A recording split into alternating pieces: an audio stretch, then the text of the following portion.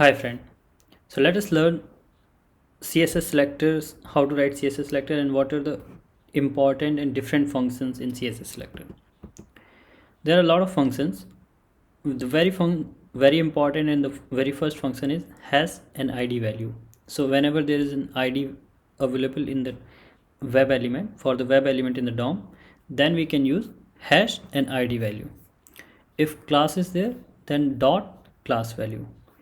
If tag name you find that that's a unique tag name, then you can use tag name. This is a function like we have in XPath. Tag name, open square bracket, attribute name is equal to attribute value. You can write attribute value inside double quote, single quote, or without quote. Anything is fine. This is more than one attribute. Right now I'm just showing all these functions, different functions, and I will show you the trick and will give you the trick that you will not have to remember all these functions, but just for knowledge, yes, you should be aware all these functions.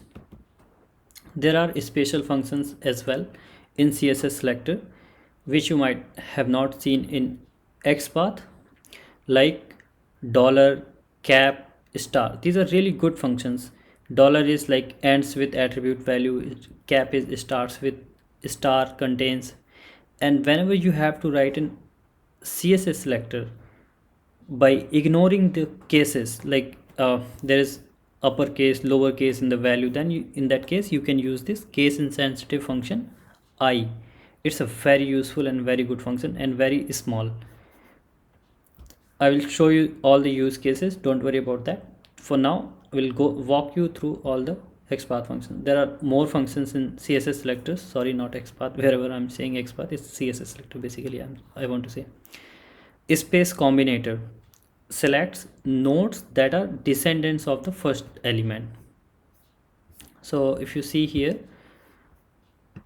like the first descendant of this one, so if we type div and then space h3, then this one it will give me.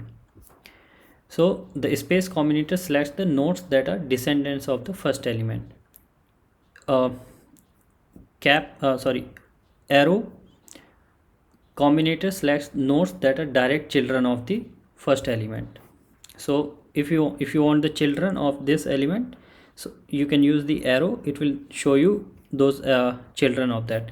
I will show you all of them is practical and very easy to learn all these functions, and you need not to remember all of them, so don't worry about that.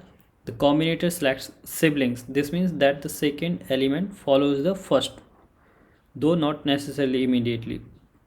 We'll come to this lecture again. The plus combinator selects adjacent sibling, one to each other, then first child, last child, nth last child, first of type, last of type. So I hope like now you have heard some of the functions. In the coming lecture we will see the practical example of all these functions and lot more. Thank you.